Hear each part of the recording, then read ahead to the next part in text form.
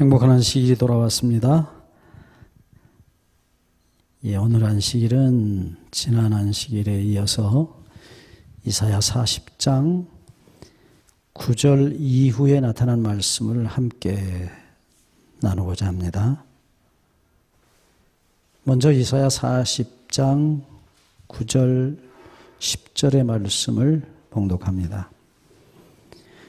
아름다운 소식을 시온에 전하는 자여 너는 높은 산에 오르라. 아름다운 소식을 예루살렘에 전하는 자여 너는 힘써 소리를 높이라. 두려워 말고 소리를 높여 유다의 성읍들에 이르기를 너희 하나님을 보라 하라. 10절 보라 주 여호와께서 장차 강한 자로 임하실 것이요 친히 그 팔로 다스리실 것이라. 보라 상급이 그에게 있고 보응이 그 앞에 있으며. 지난 안식일에 우리가 살펴봤던 이 이사야 40장 1절부터 8절까지 말씀은 우리 주 예수 그리스도의 놀라운 구속의 이야기를 우리에게 전해주고 왔습니다. 이 이사야서 40장 전반부에 나타난 이 예수님의 놀라운 구속의 이야기. 지난 시간에 제가 영통이라는 말을 말씀드렸어요. 혈통. 육신적인 어떤 혈통이 아니고, 영으로 통하는, 영으로 전해진 영어로 통하는 이 족보가 따로 있다고 성경은 분명히 말씀드렸습니다. 이스라엘이라는 이름 자체가 혈통에 의한 이름이 아니고 정말 하나님의 은혜에 전적으로 자신을 맡겨서 용서받고 거듭난 사람들의 영통의 족보라고 말씀드렸어요. 이사야서 또한 마찬가지입니다. 겉으로 보면은 이스라엘 백성의 혈통적 역사를 기록한 것으로 보이지만 아닙니다. 그 내면에 흐르고 있는 이 놀라운 이 영적인 혈통의 족보는 계속되고 있는 것입니다. 그것이 창세기 3장 15절에서 하나님께서 언약하셨던 뱀의 머리를 쳐서 죽일 여자의 후손, 여자의 씨가 하나님의 언약을 성취하실 수 있는 유일한 존재이라는 사실을 성경의 모든 기별이 이사야도 역시 똑같이 계속해서 말씀하고 있는 것입니다. 그래서 우리가 지난 시간에도 보았지만은 바로 하나님의 말씀이 영영이 설 것이라 하신 그 영영이 서는 하나님의 말씀은 바로 예수 그리스도의 복음이었다라고 베드로 사도가 그대로 지적하고 있는 것은 놀라운 일입니다. 율법의 말씀이 아닙니다. 우리 흔히 하나님의 말씀은 영원히 있다. 푸른 마르고 꽃은 시드나 하나님의 말씀은 영원히 있다. 그것을 우리가 보통 성경 그 자체나 혹은 어떤 중요한 성경절, 심지어는 율법의 말씀이 그 말씀이다 라고 생각하시고 말씀하시는 분들이 가끔 계십니다. 그런데 분명히 성경은 그렇게 말하지 않았다는 것입니다. 다시 한번 베드로전서 1장 25절의 말씀을 우리는 기억합니다. 오직 주의 말씀은 세세토록 있도다 하였으니 그 말씀은 곧 너에게 전한 복음이 곧 이 말씀이니라 라고 베드로 사도는 명백하게 얘기했습니다. 율법의 말씀 물론 포함되지만 분명한 것은 복음의 말씀이 이사야서가 말했던 푸른 마르고 꽃은 시드나 우리 하나님의 말씀은 영영이 서리라 하셨던 바로 그 말씀이라는 것입니다. 예수님의 십자가의 희생을 통해서 우리를 구원하시고 하나님의 영원한 나라로 우리의 혈통, 영적인 혈통을 이어주겠다 하신 하나님의 언약의 이야기, 영원한 복음이 바로 이 말씀이라는 사실을 말하고 있습니다. 그래서 이사야 40장 전반부 맨 앞에 말씀했던 너희 하나님이 가라사대 너희는 위로하라 내 백성을 위로하라. 예, 이 위로하라는 말 강조형 동사로 쓰였다고 말씀드렸죠. 그리고 맨 앞에 나옵니다. 반복해서 나하무 히브리 말입니다만 내 백성을 위로하라 위로하라. 네, 그 이유가 뭐냐?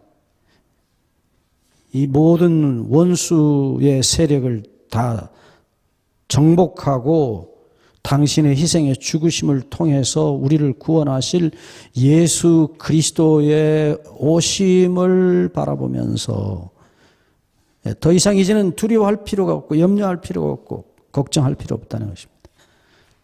주님께서 마귀를 이기고 우리를 구원하실 시간이 왔다. 그분이 오셨다라고 이사야 선지자는 계속해서 말씀하는 것입니다.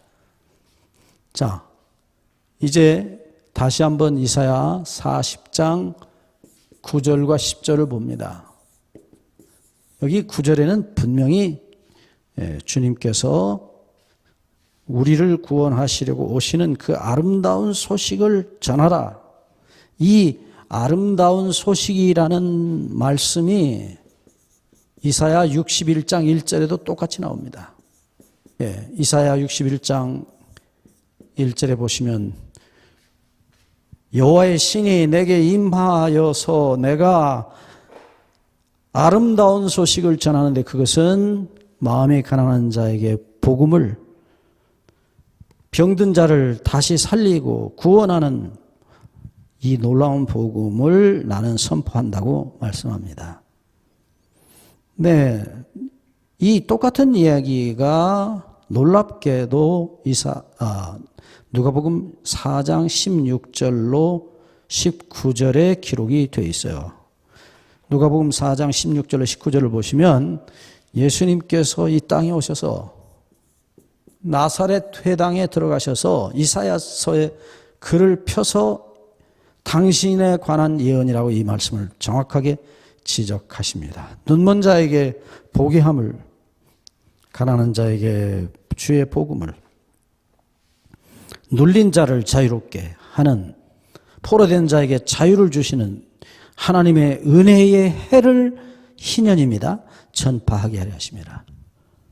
구약에 나타난 희년은 예수님께서 우리를 본래 상태로, 우리를 처음에 하나님이 창조하셨던 그 자유로웠던 상태로 완전히 되돌리시는, 회복시키시는 해를 희년, 그것을 흔히 은혜의 해라고 불렀습니다. 50년째 되는 해였습니다. 우리가 마귀에게 속아서 다 뺏기고 팔아먹고 그래서 거지같이 됐지만은 본래 우리 재산으로 원래 아무것도 나쁜 짓 하지 않은 죄 없던 시절로 우리를 회복하시겠다는 놀라운 은혜를 선포하는 상징적인 해가 바로 희년입니다. 은혜의 해라고 성경이 불렀어요. 그것을 선포하시겠다고. 내가 너희들의 모든 죄를 다 해결하고 모든 빚을 다 갚아서 원래 너희들의 본래 주었던 그 에덴으로 회복하시겠다 하신 약속이 이 희년 속에 들어있는 것입니다. 그런데 바로 주님께서 그 아름다운 소식을 전하시고 계세요. 이 아름다운 소식을 전하시고 계신 예수님, 네, 분명히 이 세상에 초림하셔서 십자가로 우리 죄를 다 해결하셨을 때에 나타내신 아름다운 소식입니다.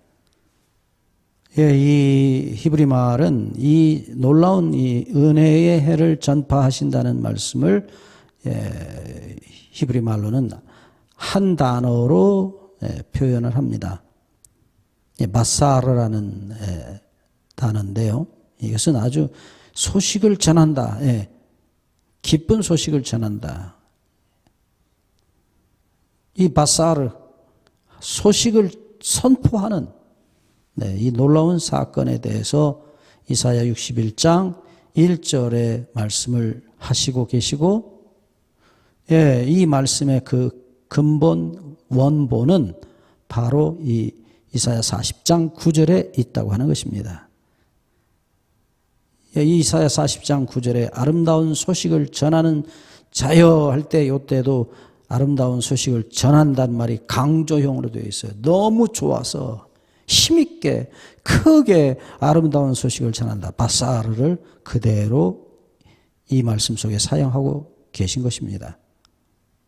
예, 똑같은 말씀, 이 아름다운 소식을 전한다는 말이 두 번, 이 이사야 40장 9절에 두 번 나타납니다. 앞에 하나 나타나고 다시 중간에 다시 아름다운 소식을 전하는, 예루살렘에 전하는 너요. 예, 이게 이제 분사형이라고 그래서 계속한다. 예, 하고 있다. 예, 영어로 말하면 ing형입니다. 계속 힘있게 이 기쁜 소식을 전하는 자여 라고 말하고 있습니다. 그래서 이사야 40장 9절의 말씀은 예수님의 초림을 우리에게 말씀하고 있어요. 주님께서 오셔서 우리의 죄를 완전히 해결하셔서 희년을 선포하시는, 예, 원래 우리를 창조하셨던 우리 아버지 하나님의 그 원래의 상태로 우리를 회복하시는 예수님의 모습을 이 이사야 40장 9절이 선포하고 있는 것입니다. 자, 여기서 우리가 또한 분명한 사실을 보는 것은 이 약속이 이사야 61장 1절에 가서는 분명히 성령님과 관련되어서 이 약속이 선포되고 있는 것을 볼 수 있습니다. 여호와의 신이 내게 임함으로 라고 말하고 있어요. 그러니까 이사야 61장 1절을 보시면 하나님 아버지께서 예수 그리스도에게 성령을 보내셔서 성령께서 예수 그리스도를 통하여 하나님의 놀라운 은혜의 해를 전파하시는 것입니다. 이것은 예수님의 삶에서 그대로 나타났던 것을 우리가 기억합니다. 마태복음 3장 16, 17절에 주님께서 자신을 희생의 제물로 바치실 때 아버지 하나님께서 그에게 성령을 부으시고 이는 내 사랑하는 아들이요 내 기뻐하는 자라고 말씀하시면서 세 분이 인간을 구속하시는 일에 하나가 되신 것을 보게 됩니다. 이 예언적 성취, 참으로 놀라운 하나님의 은혜입니다. 예수 그리스도의 희생을 통해서 은혜의 해를, 희년을 선포하시는 하나님 우리 아버지. 자, 그런데 이제 이사야 40장 9절에서 10절로 넘어가는 모습을 우리가 봅니다. 한번 더 정리합니다. 40장 9절, 그리스도의 초림에 관한 이야기입니다. 이 초림의 결정적인 사건이 십자가입니다. 주님께서 돌아가시고 부활하신 다음에 하늘로 올라가셔서 우리의 죄를 다 지우신 다음에 다시 오시는 사건이 이사야 40장 10절에 기록이 되어 있어요. 네, 이 말씀을 다시 한번 자세히 들여다보고자 합니다. 여기 다시 한번 10절에 말씀합니다. 보라. 예, 너무 기뻐서 부르짖는 소리예요. 보라. 히브리 말로는 힌내라는 감탄사인데요. 힌내 그러면 보라 이 말입니다. 너무 좋아서. 예. 그런데 그 내용이 무엇입니까? 무엇을 선포하고 있습니까? 주 여호와께서 장차 강한 자로 임하실 것이요 친히 그의 팔로 다스리실 것이라. 보라, 상급이 그에게 있고 보응이 그 앞에 있으며. 네, 여기서 두 단어가 나타납니다. 하나는 상급입니다. 히브리 말에 이제 사카르라는 아주 중요한 단어예요. 상급, 보수, 잘한 사람들에게 또 일한 사람들에게 싹스를 지불할 때 쓰는 일반적인 싹, 임금이란, 월급이라는 보상이라는 뜻입니다. 보상을 하나님께서 선포하십니다. 그리고 동시에 두 번째로 보응이라는 단어가 나타납니다. 이 보응도 물론 보수란 말이에요. 본래 뜻이. 네. 하지만 일반적으로 이 이 명사, 히브리어로 페울라라는 단어인데, 이 페울라라는 단어는 가끔 악인들의 행위에 대한 보복으로 하나님께서 심판하시는 일에 보응에 가끔 쓰였어요. 페울라라는 단어. 그래서 우리말로는 비슷한 단어입니다만 보수와 보응. 이 보수와 보응이라는 단어가 상대적으로 다른 대상을 향해서 주어진 말이라고 우리는 볼 수 있어요. 이것은 바로 예수님의 재림 때에 일어난 사건이에요. 우리가 예수님의 재림을 선포하는 요한계시록 14장 14절 이후에 보시면 이 낫을 들고 이 땅에 재림하시는, 수확을 하시는 예수님의 모습이 두 종류의 수확이 있다는 것을 우리는 분명하게 볼 수 있어요. 첫째는 바로 예수님이 오셔서 거두시는 첫 번째 수확물은 바로 곡식을 거두는 것입니다. 계시록 14장 15절 16절을 보시면 낫을 휘둘러서 곡식을 거두시는 예수님을 보게 돼요. 자, 이 곡식은 왜 거둡니까? 하늘 창고에 넣으시기 위해서입니다. 곡식 추수입니다. 예수님께서 여러 번 이 비유를 실제로 하십니다. 자, 두 번째는 계시록 14장 17절로 20절 말씀 가운데서 포도송이를 거두어서 그것을 하나님의 진노의 포도주 틀에 던지고 그것이 다 부서져서 피가 되었다고 말합니다. 바로 두 번째 추수는 포도 추수인데 이 계시록 14장 17절로 20절의 말씀을 보면 포도를 다 으깨어서 다 부숴서 멸망시키는 그것을 악인의 피에 비유해서 말씀하십니다. 자, 여기 보시면 이 아까 말씀드렸던 이 보응이라는 이사야 40장 10절에 말씀했던 두 번째 나타난 보응이라는 페울라라는 단어가 싹이지만 특별히 악인들의 죄에 대한 싹, 멸망을 시키는 하나님의 심판에 대해서도 사용되어진 것을 보게 되는 것입니다. 그래서 실제로 이 보응이란 단어가 그렇게 쓰인 예를 많지는 않지만 분명히 성경에 사용하고 있기 때문에 한 예를 들어보면 시편 109편 20절에 그런 실제적으로 이 페울라가 악인에 대한 하나님의 보응을 나타내는 말씀으로 쓰였어요. 시편 109편 20절입니다. 자, 그렇다면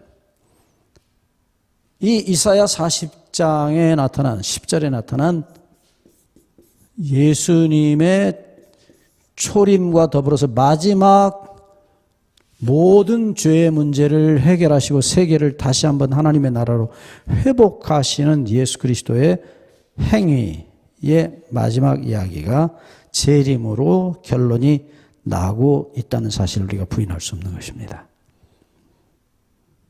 다시 돌아가 봅니다. 그래서 이 사카르와 페울라, 사카르, 의인에 대한 상입니다. 보상입니다. 그리고 보응, 죄인의 죄값에 대한 하나님의 심판의 마지막 보응은 그들의 영원한 멸망으로 끝났다는 사실을 보게 돼요. 그래서 결론적으로 마지막 이 모든 심판이 끝났을 때에 이사야 40장 11절 말씀이 마지막 결론임을 보게 됩니다. 이사야 40장 11절은 바로 하나님께서 마치 목자와 같이 양떼를 품에 안으시고 양떼를 돌보시고 인도하시는 모습으로 나타나 있습니다. 이사야 40장 11절 그는 목자같이 양떼를 먹이시며 어린 양을 그 팔로 모아 품에 안으시며 젖먹이는 암컷들을 온순히 인도하시리로다. 이게 바로 영원한 하나님의 나라의 회복, 새하늘과 새 땅에서의 우리의 영원한 삶을 그대로 인도하시는 예수님의 모습으로 나타나 있습니다. 이것은 새하늘과 새 땅의 회복과 더불어 우리와 더불어서 영원히 같이 사시고 우리를 먹이시고 영원히 우리를 사랑하시는 목자 되신 예수님의 모습으로 이 예언의 결론을 보게 되는 것입니다. 우리는 요한계시록에서 요한계시록 7장 17절 마지막 절에서 죽임을 당하신 어린 양이 우리의 목자가 되사 생명수 샘물로 인도하실 것이라고. 바로 이 죽임을 당한 어린 양이 다시 목자가 되는 놀라운 이야기로 결론을 보게 됩니다. 이 요한계시록 7장 17절 말씀을 다시 한번 보면 주님께서 우리의 목자가 되실 것이라고, 우리를 인도하실 것이라고 말씀합니다. 히브리 말의 목자라는 말은 먹이는 자란 뜻이에요. 엄마가 아이에게 밥을 먹이죠. 먹이는 자가 본래 말이에요. 그래서 시편 23편에 보면은 그가 나를 푸른 초장에 누이시며, 그 무슨 말이에요? 풀을 먹이신다는 얘기입니다. 쉴 만한 물가로 인도하신다. 뭐예요? 물을 마시게 하신다는 말이에요. 밥을 먹이고 물을 마시는 존재가 목자예요. 우리의 삶은 먹고 마시는 것에 달려 있기 때문입니다. 하나님께서 당신의 사랑으로, 은혜로, 무한한 자비로 우리를 먹이시고 마시게 하시는 분으로서 목자가 되실 것이라. 곧 이 말씀은 분명하게 새하늘과 새 땅이 회복되고 그가 우리의 영원한 목자가 되실 것을 약속하신 말씀이에요. 이 예수님의 이 놀라운 구원의 사업 그리고 회복의 사업이 다 완성될 것을 이사야 40장 1절부터 10절 사이에 11절 사이에 말씀하신 거예요. 그 11절이 마치면서 이상한 이야기가 이 40장 앞에 나온 이야기하고 뭔가 좀 분위기가 다른 얘기가 불쑥 나오는 것처럼 보입니다. 그래서 많은 분들이 이 말씀을 잘 이해를 못해요. 왜 갑자기 구원의 얘기를 하다가 갑자기 하나님의 창조 이야기를 하시는가? 우리 다시 한번 이사야 40장 12절 말씀으로 돌아가 봅니다. 장면이 바뀌는 것입니다. 12절을 봉독합니다. 누가 손바닥으로 바닷물을 헤아렸으며 뺨으로 하늘을 지었으며 땅에 티끌을 되에 담아 보았으며 명칭으로 산들을 간칭으로 작은 산들을 달아보았으랴. 여러분 지금 창조 얘기가 갑자기 툭 튀어나오는 것입니다. 이 장면을 우리가 어떻게 봐야 할까요? 왜 하나님의 말씀이 이렇게 갑자기 변하는가? 아닙니다, 여러분들. 이사야 40장 1절로 11절은 지금 보신 것처럼 하나님의 그리스도를 통한 영원한 회복, 죄인을 용서하시고 다시 영원한 하나님의 자녀로 회복하시는 이야기 다음에 40장 12절 이하의 말씀이 갑자기 창조의 이야기로 나오는 이유가 무엇일까 하는 것이에요. 자, 여러분들 우리 욥기를 기억하시죠? 욥기를 보시면 욥이 그렇게 순환을 당하고 어려움을 당할 때 도대체가 하나님의 섭리를 이해 못했어요. 내가 무슨 특별히 나쁜 짓 한 것도 아닌데 왜 하나님께서 나를 이렇게까지 단련을 하시는가. 그래서 수많은 이야기들이 욥과 욥의 친구들 사이에서 일어납니다. 특별히 욥의 친구들은 엉뚱한 소리를 계속합니다. 야, 욥, 너 혼자 나쁜 짓 한 거 어디 있지? 숨겨놓은 죄가 있지, 내놔. 하나님이 너를 이렇게 심판하시는 것은 네가 뭔가 잘못했기 때문에 큰 죄가 있으니까 이렇게 큰 벌을 내리신 거야. 회개해. 그래야 너 그나마 구원받을 수 있어. 라고 욥을 재촉합니다. 그런데 욥은 그렇지 않다. 나는 특별히 외적으로 잘못한 게 없다. 내가 무슨 죄인이냐? 내가 처녀에게 눈을 돌린 일이 있느냐? 고아와 과부를 돌보지 않고 지나간 일이 있느냐? 내가 나쁜 짓 한 것이 없다. 내가 누구 것을 도적질한 일도 없고 간음한 일도 없다.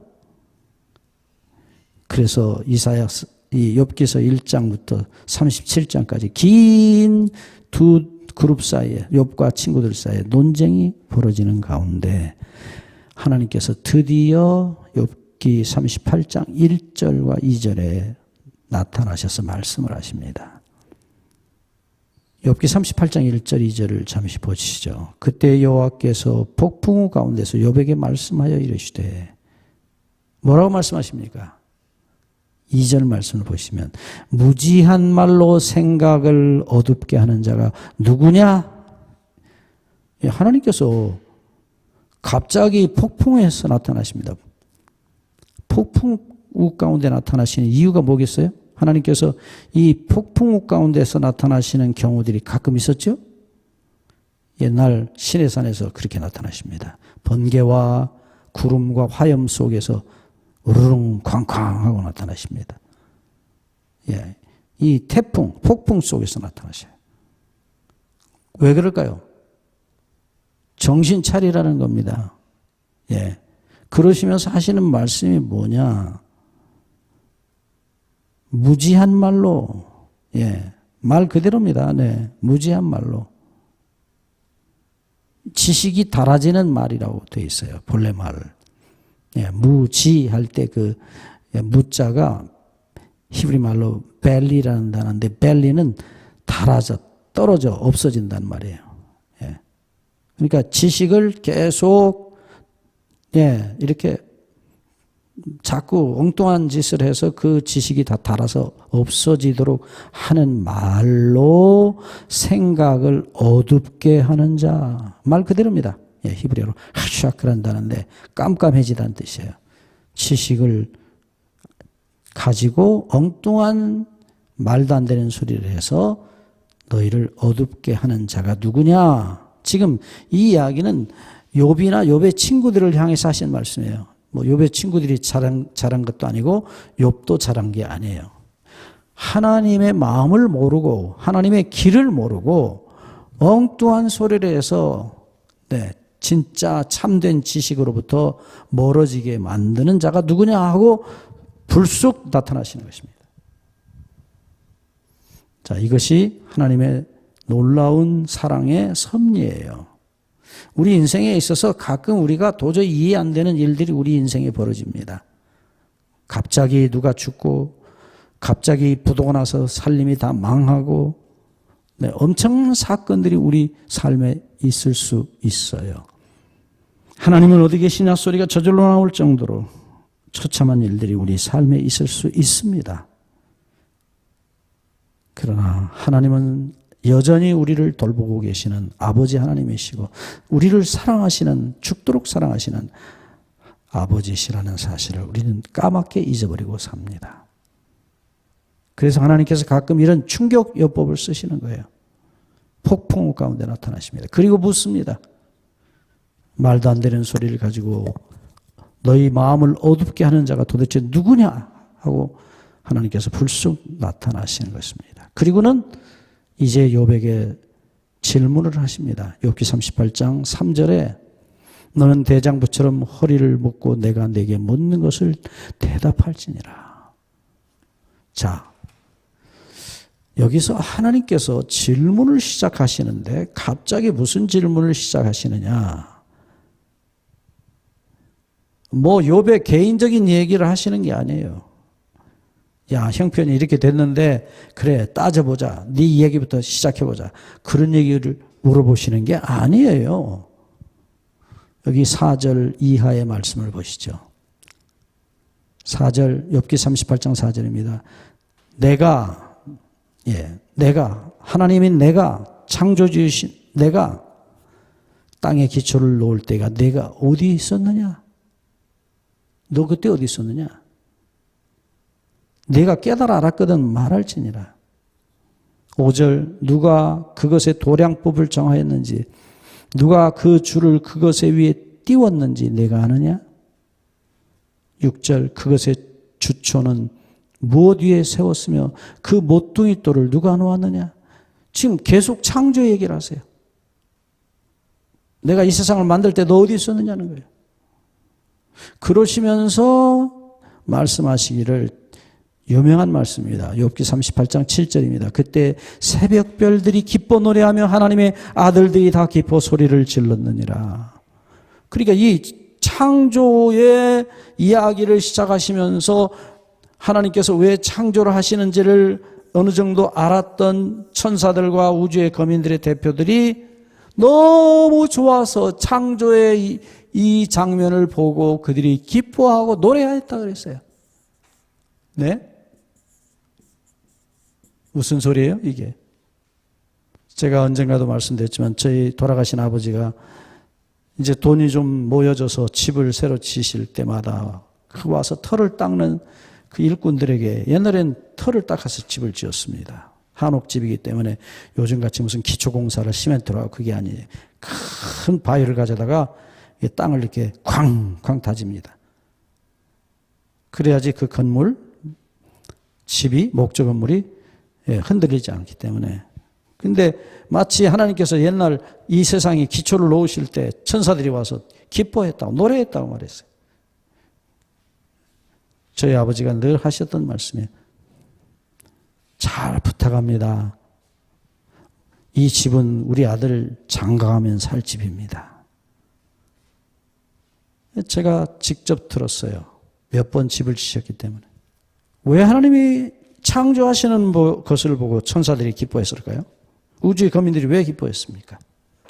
네, 바로 당신의 아들인 아담과 하와 곧 우리들의 살 집을 지어서 아들과 함께 행복하게 사실 것을 바라보시면서 그렇게 기뻐하셨어요. 그리고 계속 물어봅니다. 네, 내가 이렇게 창조할 때 내가 어떻게 창조하는 법칙을 네가 아느냐? 하늘의 별들을 만들 때 내가 하늘의 별들을 이끌어내는 그 길을 네가 아느냐? 네, 수많은 질문을 하세요. 왜요? 다 너를 위해서 내가 하늘의 별들도 만들었고 사자도 아름다운 꽃과 나무도 내가 다 너희를 위해서 너희 살 집을 가든을 만들었다. 그래서 욥기 38장은 하나님이 정확하게는 아담과 하와를 위해서 곧 우리 모두를 위해서 만드시는 모든 것들, 네, 물기를 어디로 내고 꽃을 어디다 심고 거기 장난감 격인 곤충과 짐승들을 어떻게 만들고 또 물을 어떻게 내리고 수면에 물이 떨어지게 하고 흐르게 하고 이 모든 일을 하나님은 오직 아담과 하와를 위해서. 그 당시에 이 얘기로 보면 누구죠? 욥, 바로 내가 너를 위해서 이렇게 했다. 그리고 이어지는 39장에서 계속 똑같은 얘기를 하십니다. 네, 내가 짐승들을 어떻게 만들었고 어떻게 내가 그것들이 새끼를 낳게 하고 뛰어다니게 하고 한결같이 이 모든 이야기를 하시는 이유는 뭐냐?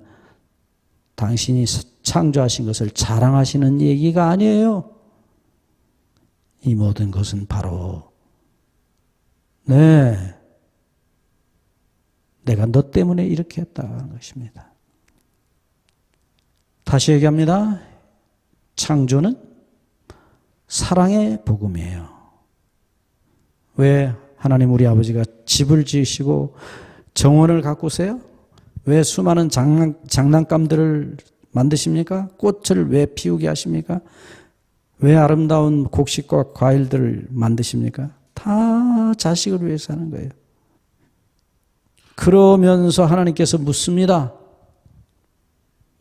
욥기 40장 1절로 2절에 보시면 이렇게 말합니다. 여호와께서 또 욥에게 이르시되 트집 잡는 자가 전능자와 다투겠느냐? 하나님을 탓하는 자는 대답할지니라. 욥, 너 나한테 말 좀 해봐. 대장부처럼 허리를 묶고 나한테 대답 좀 해봐. 욥기 40장 7절입니다.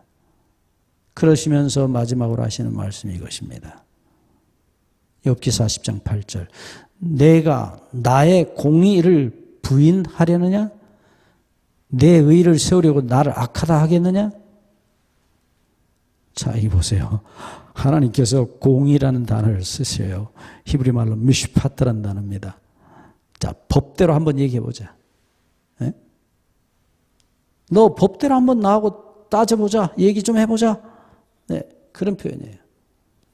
네, 보시죠. 하나님께서 왜 창조의 얘기를 꺼내셔가지고 욥과 얘기를 하시느냐. 너무나 분명합니다. 내가 너를 만들기 전에 이미 정원도 만들고 네가 살고 먹고 즐길 수 있는 모든 것을 다 내가 준비했어. 그리고 그 세상에서 네가 죽지 않고 영원히 살게 하려고 내가 너를 만들었다. 여러분, 이 창조와 구속의 이야기는 손바닥 안과 밖과 같아요. 손바닥이 안만 있고 밖은 없느냐? 아니요. 붙어 있는 거예요. 그것은 똑같은 겁니다. 그래서 이 창조와 구속이라는 두 단어는 실제 내용이 똑같아요. 우리가 새하늘과 새 땅을 보면은 옛날 에덴 동산에 있던 것과 똑같아요. 중간에 십자가만 서 있는 것이에요. 그러니까 구속이라는 것은 원래 창조를 회복하는 것이에요. 놀라운 성경의 복음입니다.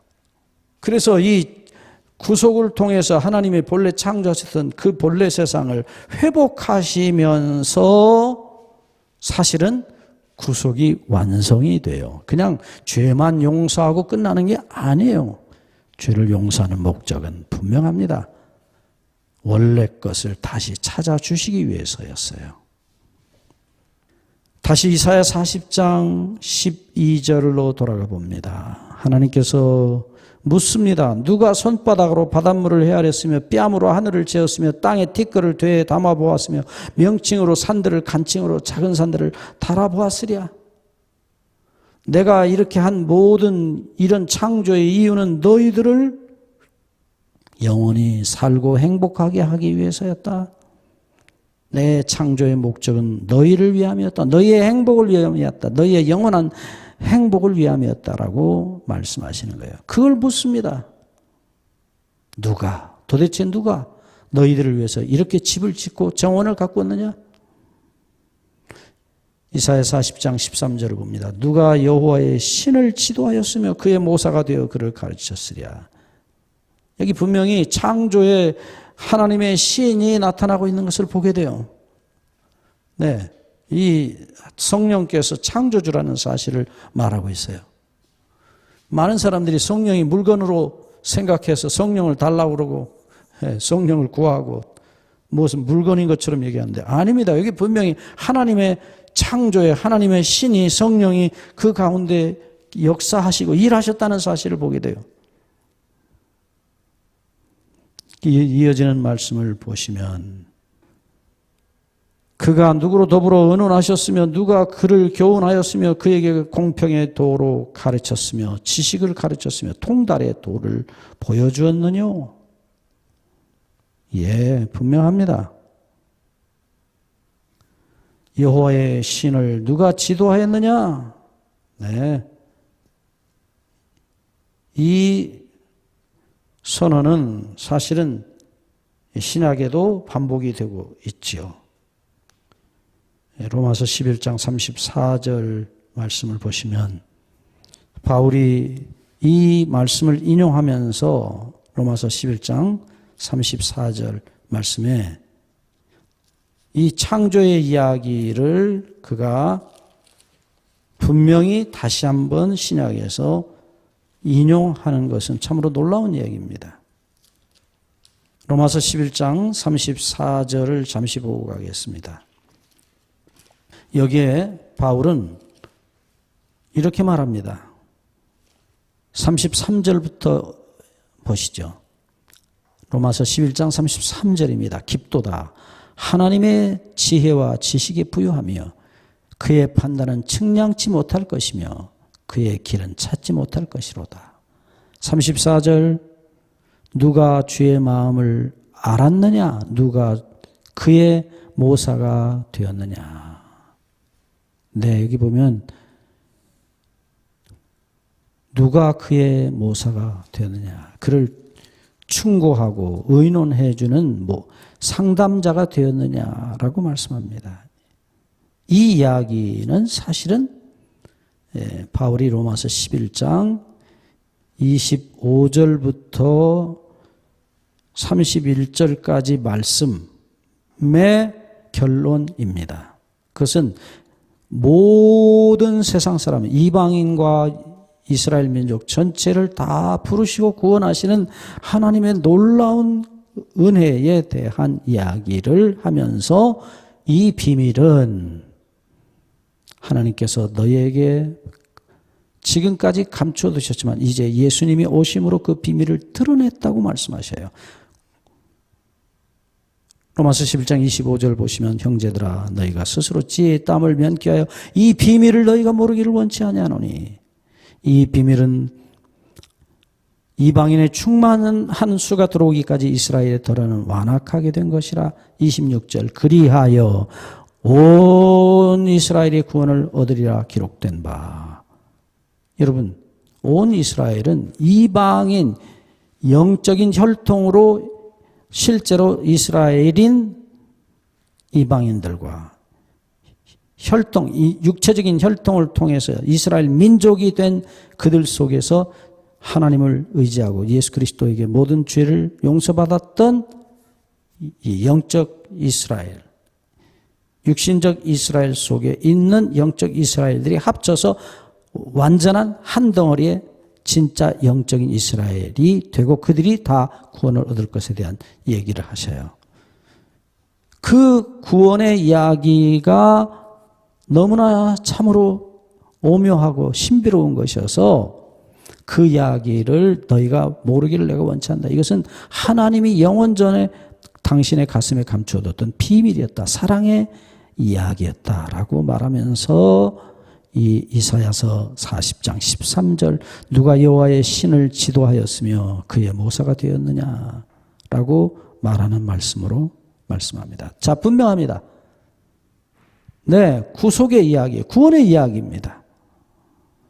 그러니까 다시 한번 이사야 40장 12절을 보면 이 창조의 이야기를 하는 이유가 뭐냐? 이사야 40장 13절에 그 창조를 회복하시는 구속의 이야기를 하기 위해서였어요. 네, 성경을 잘 보셔야 됩니다.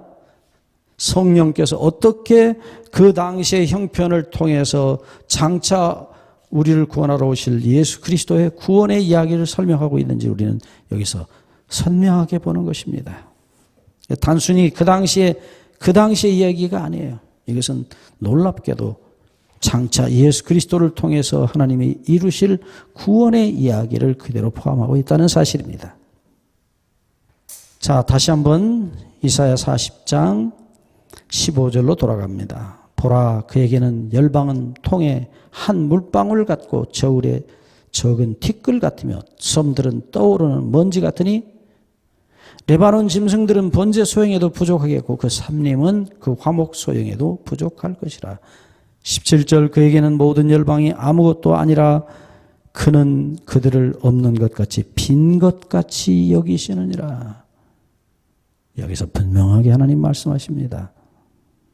14절로 16절의 말씀은 하나님의 구속의 계획은 인간이 어떤 것으로도 헤아릴 수 없다. 측량할 수 없다.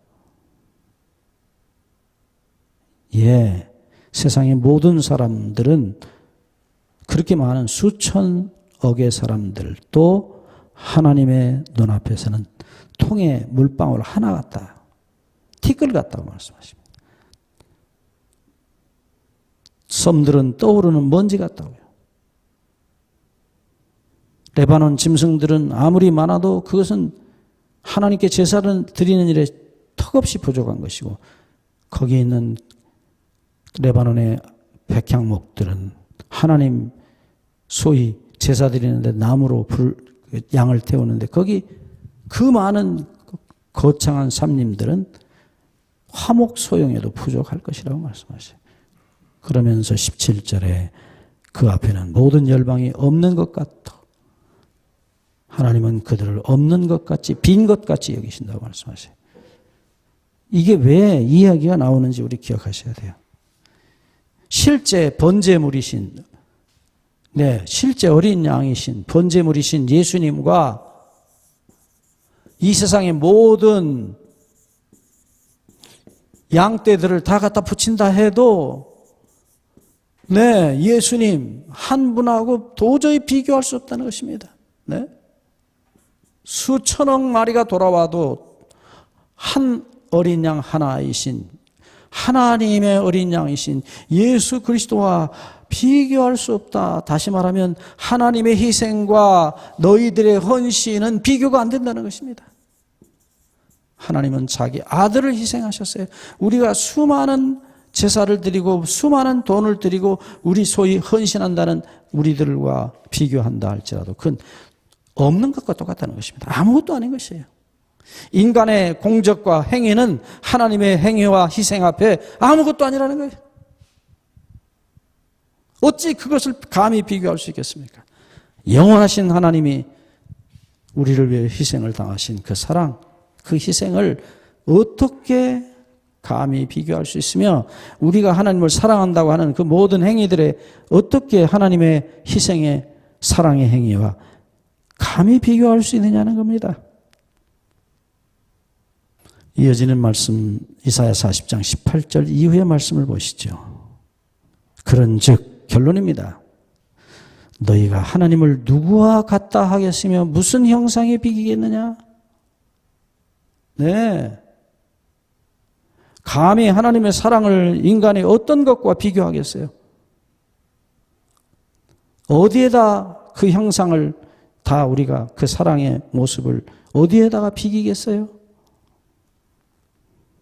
그러면서 이 하나님의 사랑을 이해하지도 못하고 경험하지도 못한 사람들에 대해서 말씀합니다. 19절 우상은 장인이 부어 만들었고 장색이 금으로 입혔고 또 위하여 은사슬을 만든 것이라. 참 기가 막힌 얘기 아닙니까? 우리가 무슨 말로 무슨 노래로 찬미로 뭐 특별 찬미한다. 어떻게 하나님의 사랑 예수 그리스도의 희생의 그 사랑을 감히 비교할 수 있겠어요?